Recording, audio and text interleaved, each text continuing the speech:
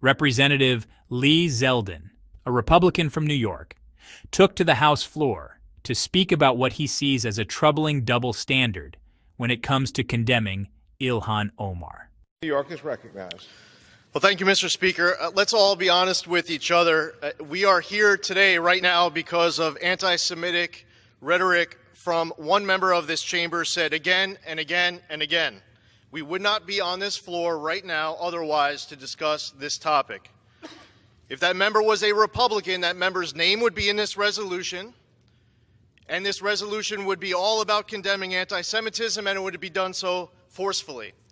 That member in January had to apologize for talking about a hypnosis of Israel that they have over the entire world. That member had to apologize in February by saying that if you support Israel, it must be because you're bought off by Jews. That member called it an unequivocal apology, even though she filled it with equivocation. And now we're back again, this time by saying that if you support the U.S.-Israel relationship, that you must have pledged allegiance to a foreign government. Except this time that member is refusing to apologize. Even if you gave that member every benefit of the doubt that she had no idea what she was doing, why now wouldn't she be apologizing? Why would she be more emboldened to refuse an apology altogether? I apparently am giving Rep. Omar more credit than the Speaker is, because I don't believe she is naive. I believe that she knows exactly what she's doing. And here's where he got especially pointed. He claimed there was a double standard at play. He pointed to a Republican who had previously been stripped of committee assignments for controversial statements and asked why similar consequences weren't being applied in this case. It is an American value, by the way, to have reasonable, legitimate criticism of a government, whether it be the U.S. government, Israel, or any other government. It is not an American value, though, to be hurling anti-Semitic rhetoric. Anti-Semitism must be condemned unequivocally and emphatically.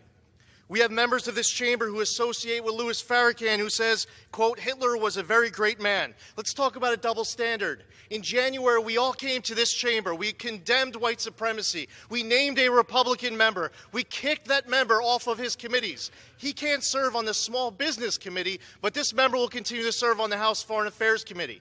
But no, now we can't come here and just emphatically, solely, forcefully condemn anti-Semitism and name names, but if it was a Republican, we would. It's time to call out these statements for what they are. Pointed, bigoted, unreasonable, illegitimate, anti-Semitic. I commend my colleagues on the other side of the aisle who have been speaking out about all this anti-Semitism. A few members come to mind.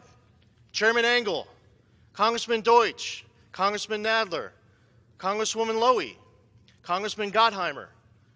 Many of my colleagues on the other side of the aisle, I believe to their core, know how very wrong this is, and there are many other members to name as well.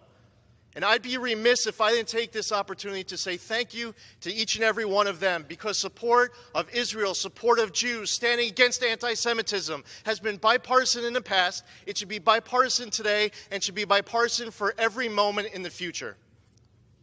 I yield back. This brings us to the heart of the issue, the challenge of distinguishing between criticism of Israeli government policies, which is entirely legitimate, and language that crosses into anti-Semitism, whether intentional or not. Supporters of Representative Omar argue that her statements are being taken out of context and that she is raising valid questions about the influence of lobbying groups in American politics. Her critics, on the other hand, say that regardless of her intentions, the effect of her words reinforces harmful stereotypes and needs to be called out, clearly and without hesitation. Thanks for watching. If you found this breakdown helpful, hit that like button, subscribe for more content like this, and we'll see you next time.